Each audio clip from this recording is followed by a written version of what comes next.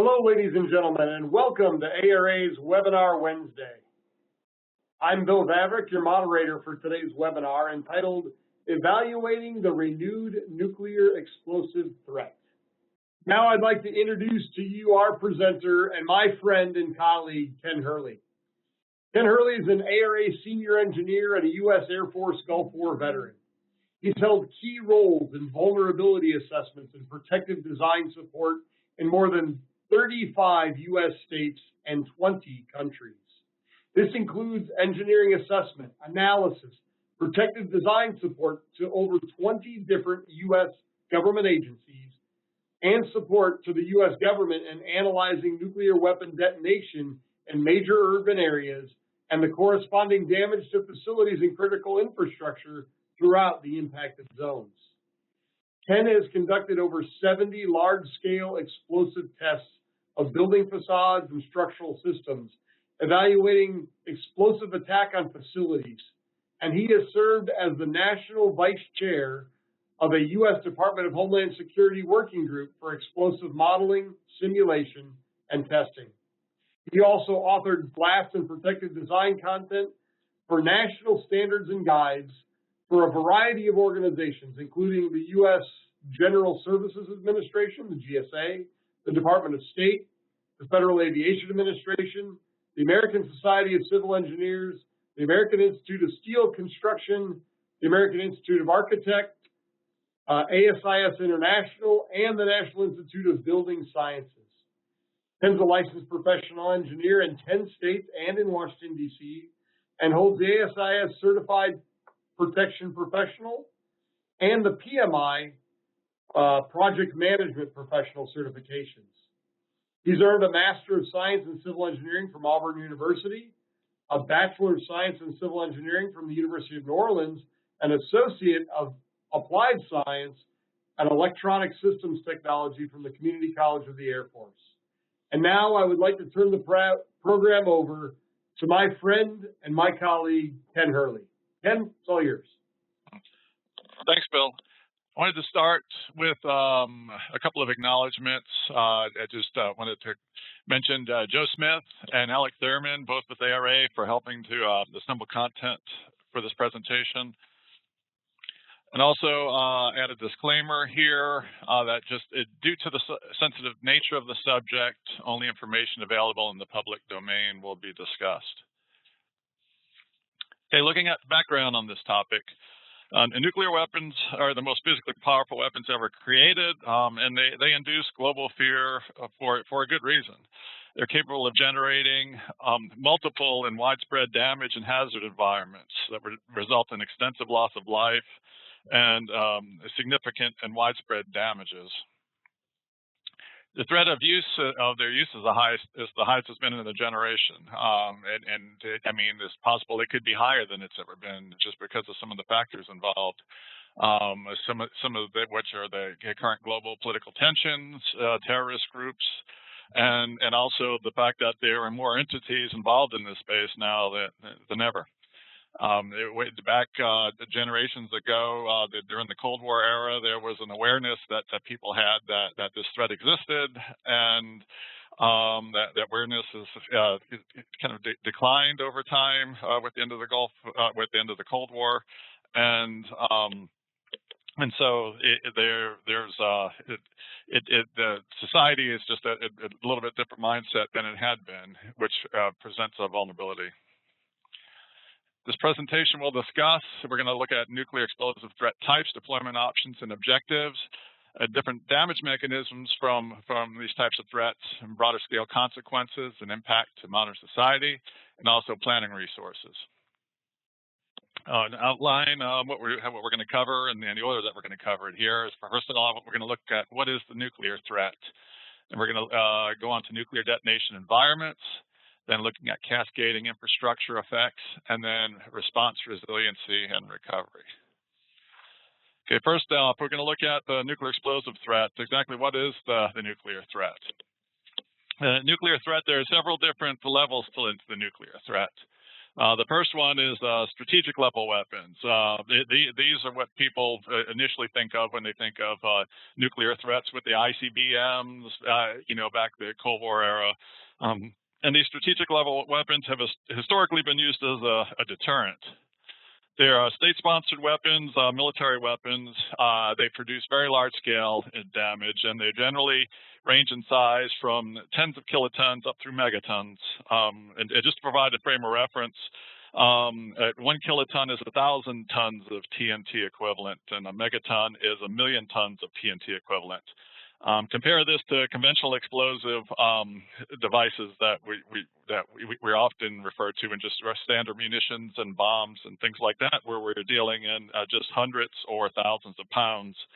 But with these, we're dealing in tons, and not just tons, we're dealing in thousands and millions of tons of explosive TNT equivalent. You can see the different sizes here, different types over time. In the bottom right-hand corner is what's known as a MIRV, where we actually, it's a multiple warhead on the delivery vehicle. But compare this with just a single warhead, and you have all of the explosive power going to multiple locations at the same time. Okay, then we move on to the tactical level weapons. Tactical level weapons, these are lower yield nuclear weapons that have risen to prominence in recent years. They're generally still state-sponsored military weapon. They're designed for a limited strike within a smaller area, primarily tactical level attack on a battlefield. And we're also looking at sizes of less than a kiloton, which is sub-kiloton, up to tens of kilotons. And then we have our third here, the nuclear threat. We're looking at the improvised nuclear device. The IND, or termed IND. The IND is essentially a terrorist weapon, or a terrorist weapon that's being pursued. It's a crude nuclear device built from components of stolen weapons grade material. And you can see the image on the right is some seized material, enriched uranium that was seized. There's an extensive black market trade in nuclear materials and know-how, and groups out there trying to acquire and exploit this capability. The one thing an IND is not, it's not a radiological dispersion device, which is a dirty bomb. A lot of people think an IND is not a dirty bomb. A dirty bomb, it basically just distributes radiation, whereas the IND actually has the detonation, the yield, with all of the effects that come with the nuclear weapon.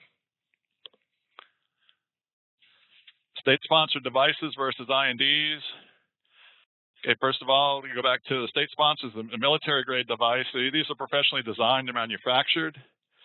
They have a broad range of yields, and yield is essentially, the term yield is energy released in a detonation, expressed in the TNT equivalent. And a broad range of sizes, from backpack-sized devices up through warhead-delivered ICBMs and such.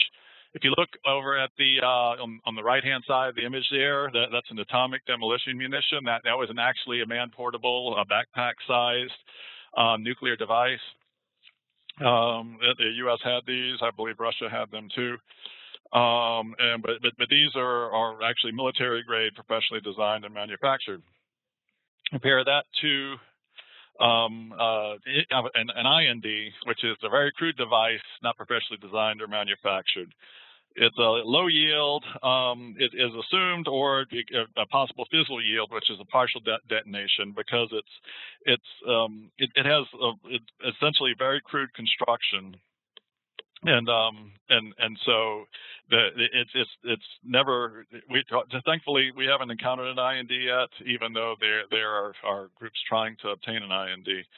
And essentially, it's likely to be large in physical size and not man-portable due to construction. It's going to be very crude construction, and there'll be limited means to deploy this type of weapon, just because of that, and also too, it'll likely be more detectable. Okay, moving on here to nuclear effects. Looking at some delivery methods and effects. First of all, we look at an airburst, or burst is defined as a detonation. Airburst and surface burst are the two that we'll be looking at here. Aerial delivery, looking at delivery via a missile, rocket, aircraft, or submarine, and you can achieve optimum detonation altitude for maximum effect. And I'll show you an image in just a minute on that.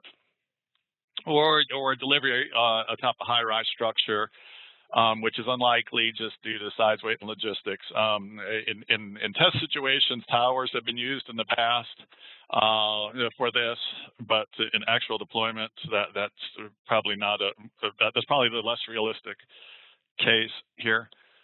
And then looking at surface burst, aerial delivery using the same delivery vehicles as we just mentioned.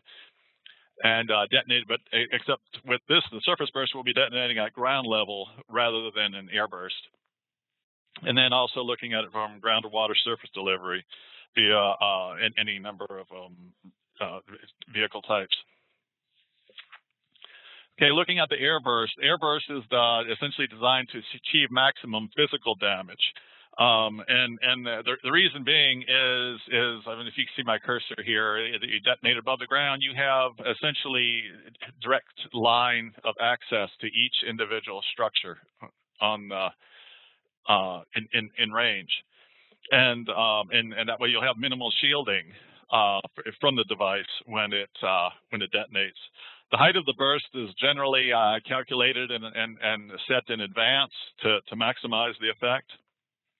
And with this one, you'll also decrease the risk of long-term radioactive fallout, which we'll discuss a little bit later. And then we also have ground reflections with the airburst that will amplify effects, and I'll show an example of that in a minute also. Surface burst. The surface burst essentially detonates at or just above the ground surface. If you can see right here, the detonation where you have shielding as you get deeper into the cityscape here, you have shielding from various effects. Largely blast and thermal effects are shielded. And then also ground reflections are minimized. But with this type of burst, you achieve maximum radiation dispersion using this type of deployment. Okay, looking at the different nuclear detonation environments, these are the different factors, different methods that can cause damage during a nuclear event. The first is prompt radiation. Second, electromagnetic pulse, thermal radiation, blast and then ground shock, and then fallout. And the first two, prompt radiation, electromagnetic pulse, EMP, occur almost instantly. Thermal radiation, blast and ground shock, seconds following that, and fallout's long term. And essentially, looking at energy levels from each of these in terms of energy release, prompt radiation uses about 4% of the total energy, EMP 1%, thermal radiation about 35%, blast and ground shock about 50%, and fallout about 10%. If you look at these images at the bottom, you could, if you looked here to the far left, right before this first image, that's when the prompt and EMP event happens. Then we move on to, you can see the bright white, the bright light here, and that's the beginning of the thermal radiation. Move on to the next frame. That's when the thermal radiation ignites the surface of the structure. And then the next one is when the blast actually hits the structure following the radiation. You can have different types of damages. You can have the initial damages, like what we're looking here, and then cascading damages, which is our broader scale damages, which we'll discuss. And the initial damage environments, we're looking at the prompt damage environments, which are the first couple. They typically last 10 seconds or less. And then the second one is fallout, which is immediate to long-term damage. Okay, looking at these nuclear damage environments here. Wait, hold on. Yeah, there we go. The first several are prompt, looking at prompt radiation, source region EMP, thermal radiation, and Airblast. Those fall in the prompt, and then the bottom two right here, fallout. These are the longer-term fallout, and you can see the time frames on here, where these happen almost instantaneously. These happen within seconds or milliseconds sometimes. It all depends. It varies based on yield and distance, but these can last for hours up to years and decades, depending on the scenario. Looking down here at the patterns, these patterns down here are just general damage patterns. This is from just a hypothetical 10 kiloton surface burst, looking at the different ranges, rings of damage as you extend out beyond the detonation site. And as mentioned, severity and timing of these types of environments, they can vary significantly depending on the yield and point of detonation. So, I mean, this is just an example of one hypothetical situation. Each case, potential case, would be its own have its own unique outcomes. Okay, we're going to dig deeper into each of these. The first one, prompt radiation. Looking at prompt radiation. Primarily composed of gamma rays, X-rays, and neutrons. Protection for prompt radiation is essentially shielding and distance, with shielding being really heavy, massive, dense structures. If you can think of this as kind of like being exposed, total body exposure to a high-powered X-ray. Like you go into a doctor's or a dentist's office to get an X-ray, and they put the lead shield over you, and it's a split-second instant, for that localized area. This is total body for essentially a megadose of these types of rays, and they cause significant health issues. The issues are they're termed acute radiation syndrome, ARS, and they're pretty much three stages of ARS. The three stages are prodromal, latent, and manifest. And these essentially they affect this type of effect affects humans, and not necessarily structures, machinery, equipment, infrastructure. This is a human factor here. Just looking at this, there's a lot of information on here, so I'll just hit the high points. Acute radiation syndrome. This is that ultra high dose of immediate, almost instantaneous pulse of radiation that gets that is released right at detonation. And the primary syndromes here are the first one: bone marrow, GI, and cardiovascular, central nervous system. They increase the severity as you go down the list here, looking at doses, stim intensive of gray, 10 gray, and 50 gray. And I'll just hit high points here. Looking over here, the death may occur in individuals at 1.2 gray. But full recovery for a large percentage of individuals in weeks up to 2 years. And I mean, you could go back, you'll get the slide deck, so you can go back if you want to look at these different symptoms during the prodromal, latent, and manifest stages. You can go back and review those. This next one, GI, it happens a lot more quickly. If you look here, stage lasts 2 days, 1 week, and then death within 2 weeks. And then if you get down here to exposure over 50 gray, pretty much death occurs within 3 days of exposure. Onset occurs 5 to 6 hours after exposure. No recovery is expected. And these doses essentially are has to do with essentially distance and shielding during the event, or lack of shielding. The next one we'll look at is EMP, electromagnetic pulse. I'm sure a lot of people have heard of electromagnetic pulse. We have two general types: high altitude EMP, upper level detonation, which can have regional or continental effects, and then source region EMP, which is surface or near surface detonation, and they have localized effects. And what happens here is that the metallic conductors channel induced EMP energy, giving a damaging high voltage surge to sensitive electronics. It's not a direct threat to humans unless you have some sort of device or you're somehow or the other connected to a network or some sort, wired network. But some of the collectors are largely antennas, and the susceptibility will be dependent upon the size of the antenna, whether it's internal or external, and the connection to a network.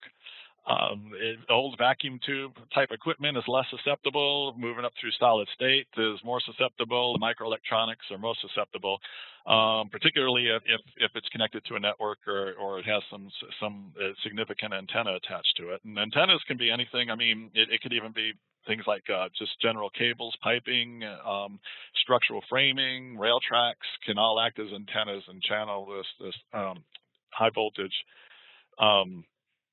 damage to these devices, and this occurs near instantaneously at the same time as the prompt radiation, and it's a result of ionization of the atmosphere from the event. Look at high altitude EMP here. High altitude EMP is an upper level, upper atmosphere detonation. It's got widespread regional continental effects. And at some of the levels that this type of threat would be deployed, it wouldn't be seen, heard, or felt at ground level. It was just too high up, and we're talking about anything from tens of miles up to 200 miles or so. The detonation up that high could affect the entire continental United States. And this EMP it presents the longest range of damage out of all of the different damage mechanisms from a nuclear threat. We're talking about the entire continental United States if deployed in a certain manner. And we can look at this. If you look at this figure here, the height makes the difference because the higher you go, it's a function of the tangent point of the radius of the Earth here. So the higher you go, the broader your range, and so that's why the higher the altitude, the greater range you have for EMP effects. Looking at and the next one here is source region EMP.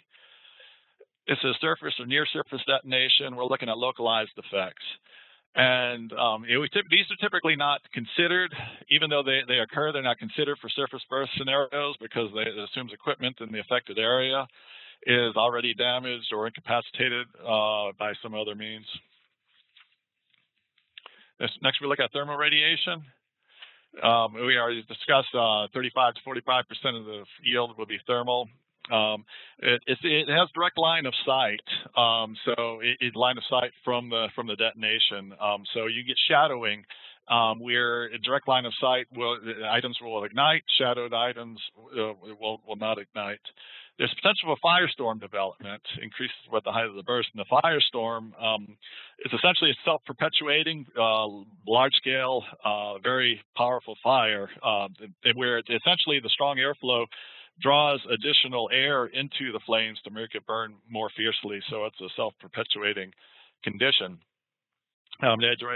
Ignition of flammable materials via window openings, cars, buildings, things like that. Can ignite directly, and then you'll also have things like the broken gas lines will help fuel these fires also. And then we also get burn injuries, severe burn injuries from this thermal radiation, including eye injury and flash blindness. Here's just some general rules of thumb. But weather does influence the effectiveness of the thermal radiation. It's similar to it's very brighter than the sun, but the weather can affect this type of radiation just like it does the sun. If you look at this, if you look back here, you see the radiation, thermal radiation spreads out in concentric circles here. But if you look here, you see the front of the building burning, you see this post burning, but the car back here is fully shielded from the event, just to give you an example of the shielding. Now we'll move on to the blast and ground shock. Here's the reflection I was talking about, an upper level airburst here. The blast wave comes down. You can see it right here. It hits the ground, and then you can see the reflection coming up. It's a primary damage, the mechanism for collapse and damaged structures and infrastructure. You get non-uniform damage and anomalies in urban areas, especially where they're like urban canyons and things like that. You'll get lots of injuries due to collapsing structures, flying debris, and direct air blast. Direct air blast, you'll have problems with a lot of injuries just from direct air blast alone.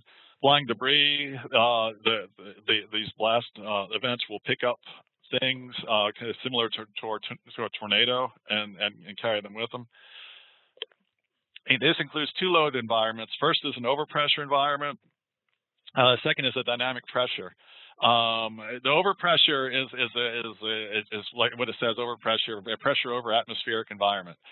You can consider it as, say for example, you have a can and you submerge it beneath the water down into the sea. The deeper you go, the higher the pressure gets on it, and it presents a pressure on all sides. It tends to collapse that type of structure. The dynamic pressure is a dynamic wind, sometimes referred to as drag, and this is essentially equivalent to a tornado level winds. They can go up to hundreds of miles an hour, and these two will. One will accompany the other, and so you have different structures and different infrastructure are sensitive to typically one or the other, some both. So some of the structures, if overpressure hits it, it'll damage it, and then a dynamic pressure will finish it off. And some structures like towers and antennas and things like that, the overpressure, you'll get engulfment from the overpressure. And which won't really affect it much, but then a dynamic pressure will come along, the dynamic wind, and will collapse it as if a tornado hit it. And so the combination of these two are really significant and devastating. It includes both positive and negative phase, and expressed in units of PSI, an impulse PSI milliseconds. Most buildings and structures are designed in terms of like PSF. Pounds per square foot. We're looking at pounds per square inch here. Okay, we're looking at just general air blast damage above 8 psi, heavy buildings, non-heavy reinforced buildings destroyed, 5 to 8, standard buildings severely damaged or destroyed, 1 to 5, standard buildings sustained considerable damage, and below 1 psi, broken windows and minor damage. Below 1 psi is typically what you'll get for like a Category 5 hurricane will be below 1 psi, and that's consistent with the type of damage you get from that type of weather event. And then also, too, if you're looking at going back to this photo here, you can see the building here being significantly damaged right here, but the post is still largely intact right here. Because with the overpressure, you're getting engulfment here, but then with the dynamic drag force, will eventually topple posts such as this. Ground shock. Ground shock is also part of blast loading. When you have a blast here, you'll some of this energy, the energy expands outward into the atmosphere, but you'll also have energy that that basically transfers to the ground and goes into the ground. And this type of these types of ground coupled shock waves may damage specialized structures, infrastructure, or sensitive equipment. It also varies as it passes through different types of media, transitioning through transition effects through different types of media, and then buried infrastructures such as utilities, tunnels, and below ground structures are vulnerable. You can also see the crater here, where if it's a ground surface, the higher the elevation, the less likely there'll be a crater right on the surface. You can expect to have a crater. And so the ground shock diminishes as you increase in altitude, but it's very significant for surface bursts. Okay, now looking at fallout, radioactive fallout. It's essentially the radioactive byproducts of the nuclear detonation.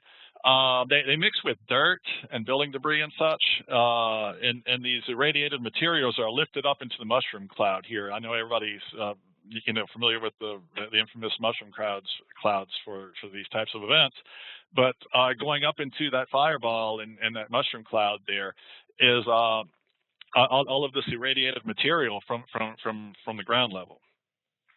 And these are lifted up to high altitudes and then eventually fall to the ground elsewhere, with the larger particles falling out first. First, you have the external radiation hazard, which is essentially just being outside post-event when this radiation essentially descends on the area.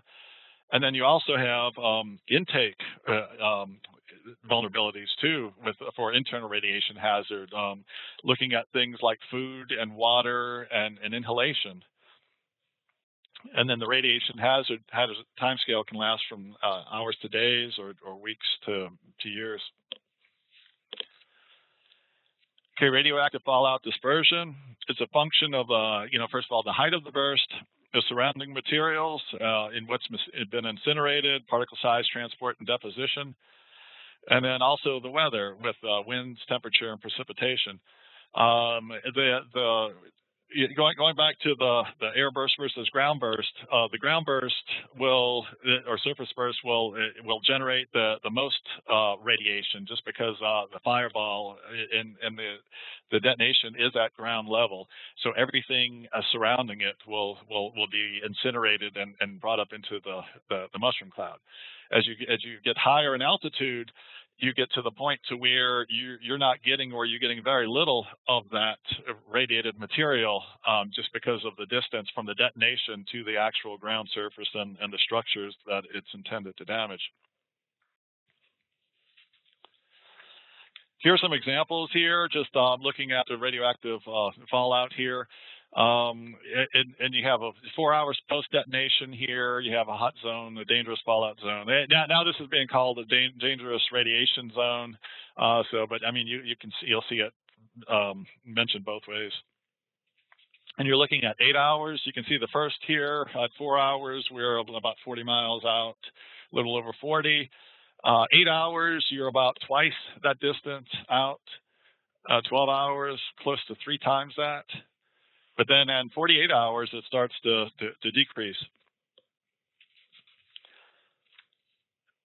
And then looking at the nuclear detonation environments, we have essentially 3 categories of damage zones: a severe damage zone, moderate damage zone, and a light damage zone.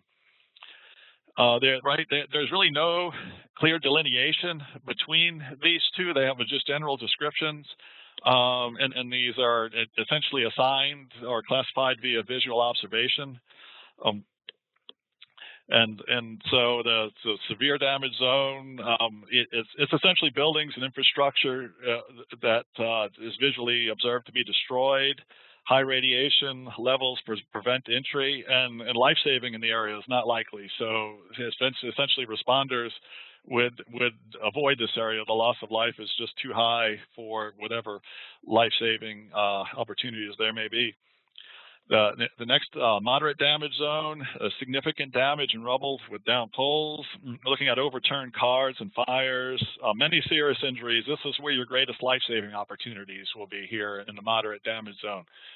And right now, these values we're showing here with these ranges, that's for this 10 kiloton hypothetical event, and these yields here refer to the smaller tactical level weapons.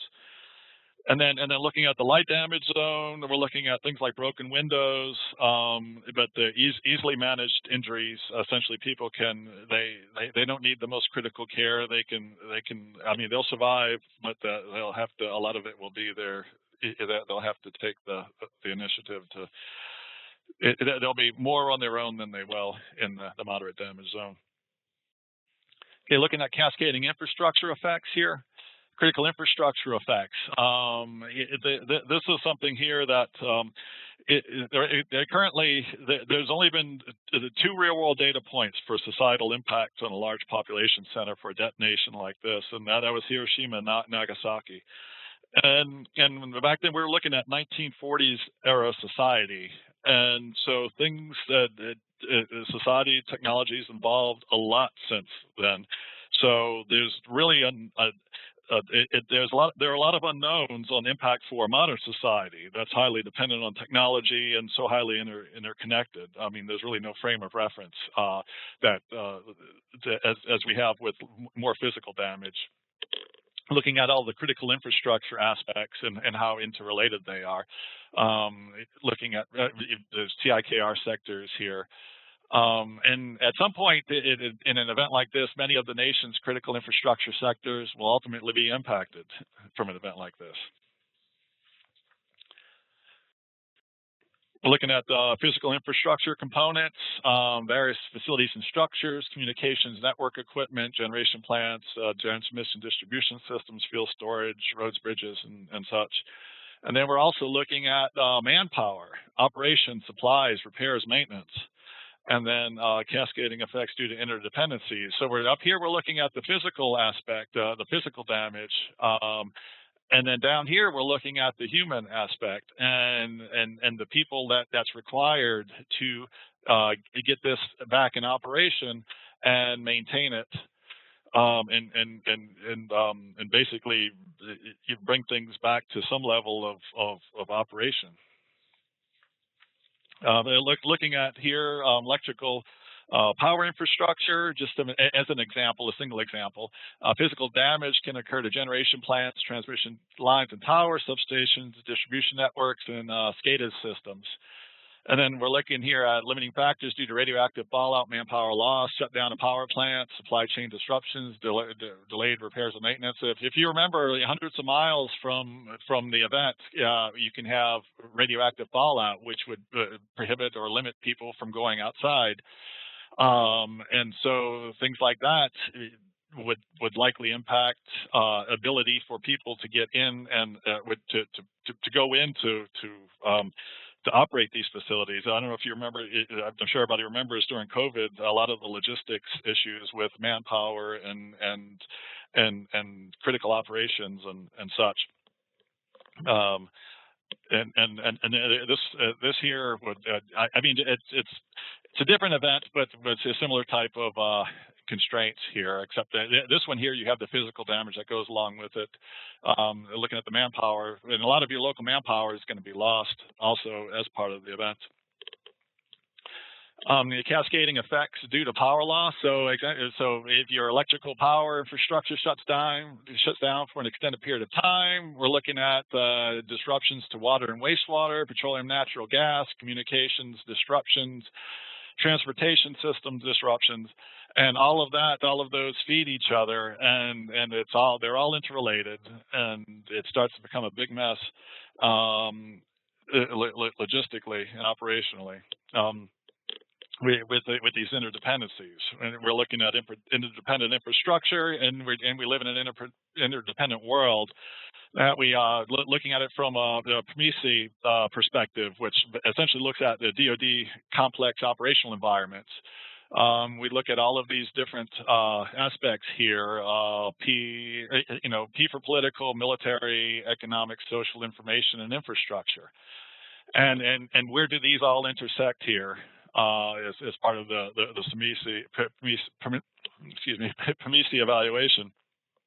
And when we look at how far and how fast can the effects cascade, and how quickly can recovery occur.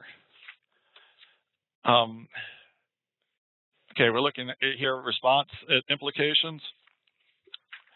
Response implications from a nuclear detonation. First of all, many first responders will be among the fatalities and casualties, likely within a mile or two from ground zero, and you'll be reliant upon neighboring areas for response. And you'd have to also establish your own response, looking at local devastation, fire, and radiation throughout the different zones. Like I just described, widespread fallout up to hundreds of miles, shelter-in-place advisories, including security and law enforcement personnel, until official notification. Looking at partial or full loss of critical infrastructure, possibly long-term, And we're also looking at psychological impact and public panic. Acute psychological problems can occur, and people may exhibit symptoms such as the PTSD, similar to a combat situation. You have a lot of fear and anxiety, concerns about radiation exposure, and loss of confidence in the system overall. Some common misconceptions on nuclear detonation effects. The first is that everything in the affected area will be destroyed, and that's not necessarily the case. The damage will be unpredictable due to the physics of the event. Everything in the affected area will become radioactive. Again, that's a function of time, distance, and shielding. Impacts will be local to the target area. The fallout may warrant protective actions over long distances, and cascading effects may have long-distance societal and economic impacts. And the government will be effective in response. Due to the magnitude of this type of or this level of event, there will be issues. Radiation will limit effectiveness. Widespread fires, uncontrolled, will limit movement in the area. A lot of the cars turned over in the middle of the roads, building collapsed in the road, cars on fire, buildings on fire, lots of issues. And then you're going to have a lot of certain shelter-in-place PPE requirements, uncertainty of fear, and there's just a lot that goes into this. Okay, and then looking at community resilience and recovery. Looking at the standard benchmarks of resilience, the 4 R's: robustness, resourcefulness, rapid recovery, and redundancy. Those elements essentially came out it developed through the seismic community with response to earthquakes, but they're applicable to just a standard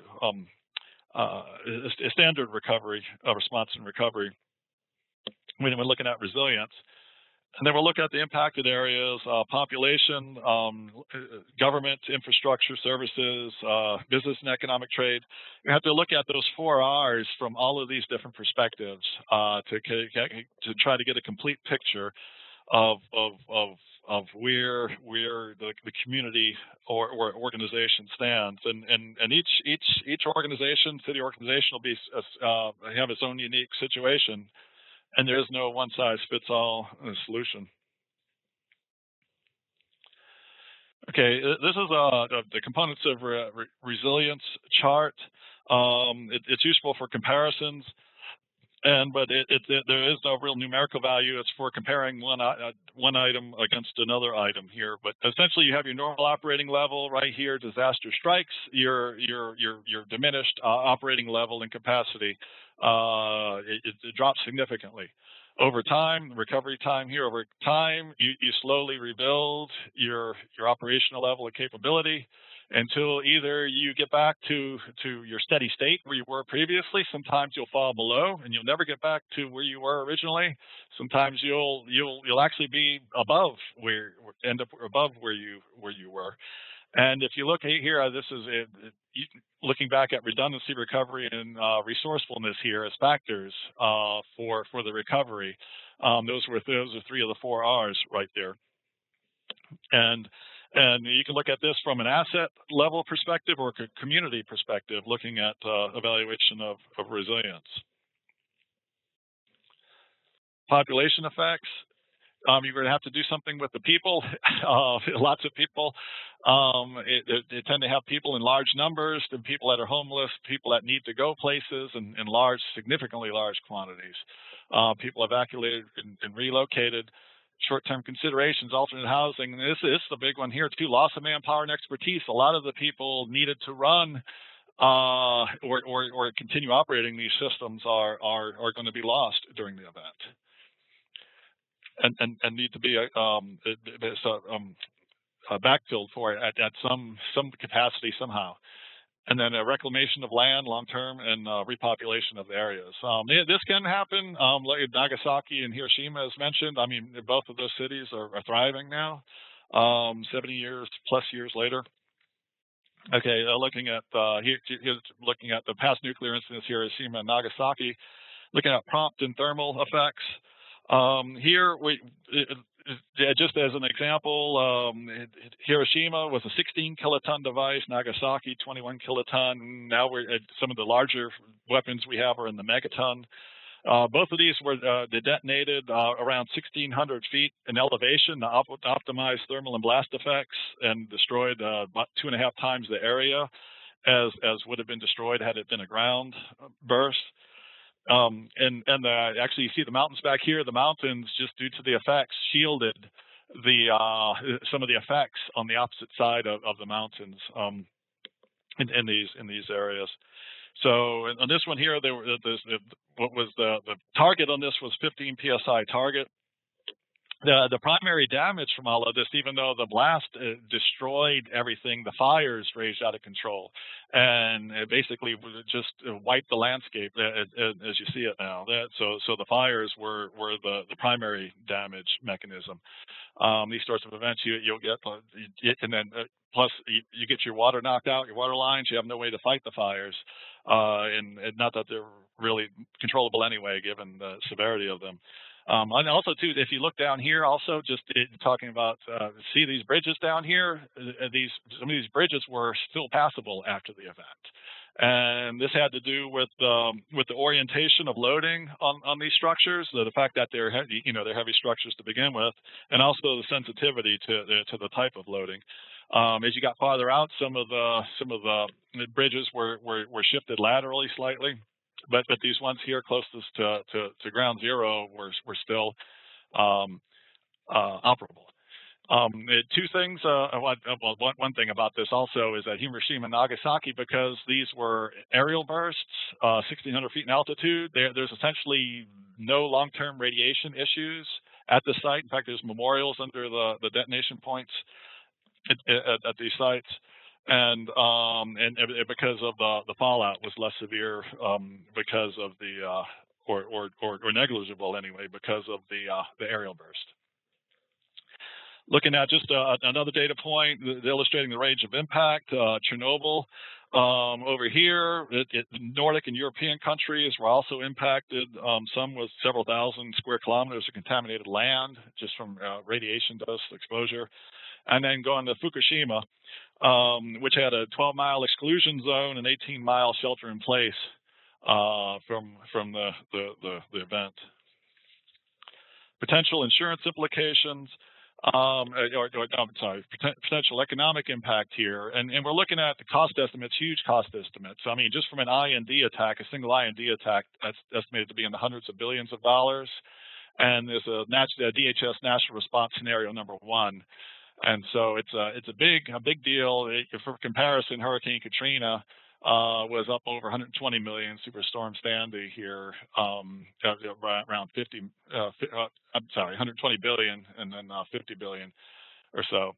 So we're talking about a major economic event. And also too, it just looking at insurance losses. From the September 11th terrorist attack.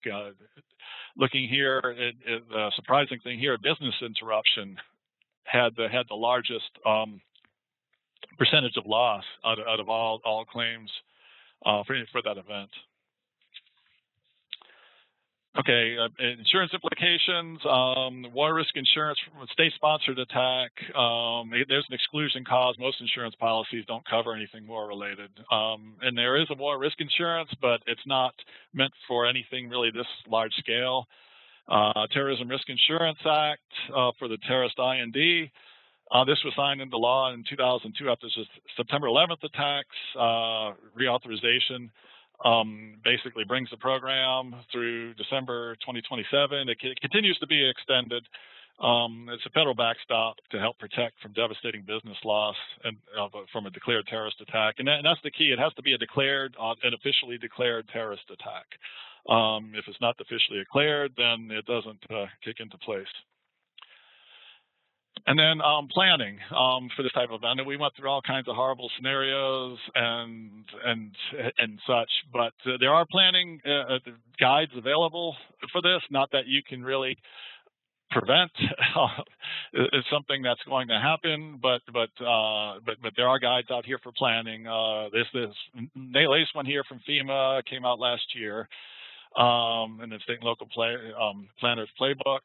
This is a good reference here, the Gladstone and Dolan, for if you're looking just an overall good. It's probably the most comprehensive collection of data on nuclear weapons effects out there, and it's I mean, the last version, the edition was 1977, but I mean it's still used today. I mean, lots of good information in there,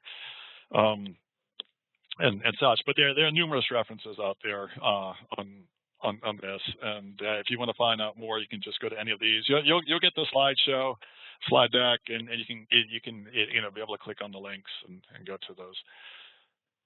So conclusions: the nuclear weapons, they're the most powerful weapons ever created, capable of generating multiple disparate damage mechanisms. The threat of their use is the highest in the generation due to global political tensions and terrorist groups. Various nuclear explosive threat types, deployment options and objectives, broader scale consequences and impact to modern society are huge.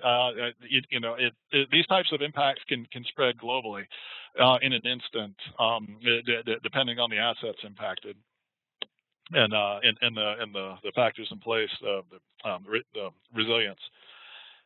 And then planning resources are available. So, okay, Bill, I'll turn it back over to you. Thank you, Ken. I really appreciate it. Folks, if you've got any questions, we've got a few that are already in the Q&A pod, but if you've got any that you want to throw in there, Ken, I'm happy to have you put those into the Q&A pod at this time, and Ken will answer as many questions as we can get to. So we hope you enjoyed today's presentation and that you'll join us for ARA's future webinars. The next one is May 24th. And it's Earth Retaining Structures, the Forgotten Infrastructure Feature by Jerry DiMaggio.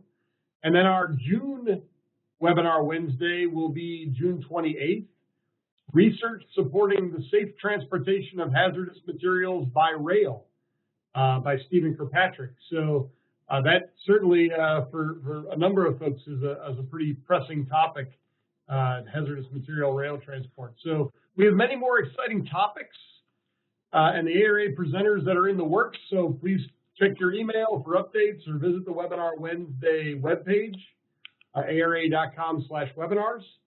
Right there on the top in the orange, you can see that, and you'll be able to get hooked up with all the information or even watch prior webinars that are out there. All right, we've got a few minutes to take questions. I'm going to go through some of the ones in the chat pod here, the Q&A pod. So Ken, if you would. The first question is from Stacy. It says, you mentioned a hot zone and a dangerous fallout zone. What's the difference and how are those treated? Okay, Stacy, essentially the dangerous fallout zone or dangerous radiation zone, like what this is called now, that's where the lethal radiation doses are possible with short exposure. And that's where your potential for acute radiation sickness would occur. So that's where with the central nervous system and all of these other issues, those are the areas where those are most likely to occur in that dangerous fallout zone or dangerous radiation zone. The hot zone is a much larger area. It's for essentially long-term health effects. The acute radiation effects are unlikely, but they're for longer-term health effects and trying to minimize those to the greatest extent possible. Awesome. Thank you, Ken. Next question. I'll grab a few of them that look pretty exciting here. And some are technical and some are not. So Ken, this one's not as technical. This one comes from Chris. And the question is, with all you know about this topic, how do you sleep at night? Oh, yeah. I've been asked that before. I guess you get used to it. You view it from a technical and operational perspective, and I guess they don't bring emotion into it. And so it is. I mean, it's a devastating potential there. And so I I know there's a lot of bad things to think about, but like I said, I guess you just get used to it over time. Awesome. Hey, I know looking through the attendee list, we've got a lot of folks on here, and I can see, because I know a number of them that they're in the infrastructure world. You know, they're generally designing and worried about the performance of our infrastructure. So this question comes in from Don, and the question is: are there design standards for protection from these types of threats? Well, most of what's available, at least in the civilian space, is planning guidance rather than design standards. Designs to protect from this type of event is any sort of design to protect from this type of event. It's going to be highly specialized, and it's going to be very, very expensive. Most organizations wouldn't have the funding to do it. Design for these types of events are essentially for essentially national level critical assets. There used to be out there. There was I think it's ASCE Manual 42, which was design of structures to resist nuclear weapons effects. But that's been out of publication for a while, and I don't even know if there's anywhere to get it now, and that's for largely just for structures. And then from the military, on the military end, they have the old technical manuals, and that now transition to the UFC has some guidance in there also. Okay. All right, looks like we got time for maybe one more question, and then I've got a few wrap-up items to get to. Question, this one comes in from Joe. Can nuclear reactor fuels be used to develop improvised nuclear bombs? Well, Joe, it can be used for a radiological dispersion device, a dirty bomb, which has an explosion and releases radiological material, but that's not going to be the full nuclear detonation like we just described here. For that type of detonation, you would need a weapons-grade plutonium or uranium to actually facilitate that, and you're not going to get that from nuclear reactor fuels. Awesome. Thank you, Ken. And I'm gonna end here. We've got a few wrap-up items, but that was somewhat of a positive tone or positive note in what is a very serious presentation. So thank you for taking time for your presentation as well as for the Q&A. If we didn't get to your question, Ken has agreed to answer any questions that come in the next 24 hours via email. You can see Ken's email is on the screen right now.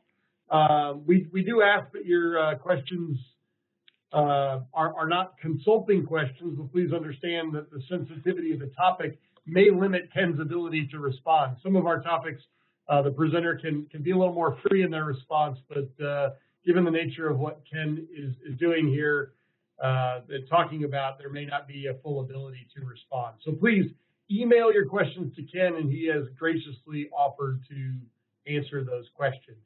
So the PDH certificates, on behalf of ARA, I'd really like to thank you for joining us today. Today's presentation is being recorded, and a link will be available on our Webinar Wednesday website early next week. Also on our YouTube page. We'll also send the PDH certificate to all the participants, verified through your attendance through the attendance report on the webinar to get the 1 hour PDH. We'll also include a copy of today's presentation slides. You'll be able to reference those as well. Please allow at least 3 weeks to receive those certificates and those materials. I've spent 23 years at ARA, and I can tell you that ARA is a great company to work for, and we're growing, and we're always looking for great people to join our team. So if you're interested in employment opportunities, whether it's in the area of transportation or infrastructure or any other part of what ARA does, you're welcome to send a brief resume and your contact information to www.joinara@ara.com. That's the Webinar Wednesday, joinara@ara.com. And with that, I thank you for joining us today, and we hope that you'll join us in a couple weeks on May 24th for our next webinar. Again, that one's on Earth Retaining Structures, The Forgotten Infrastructure by Jerry DiMaggio. Thank you for joining us today. Have a wonderful day.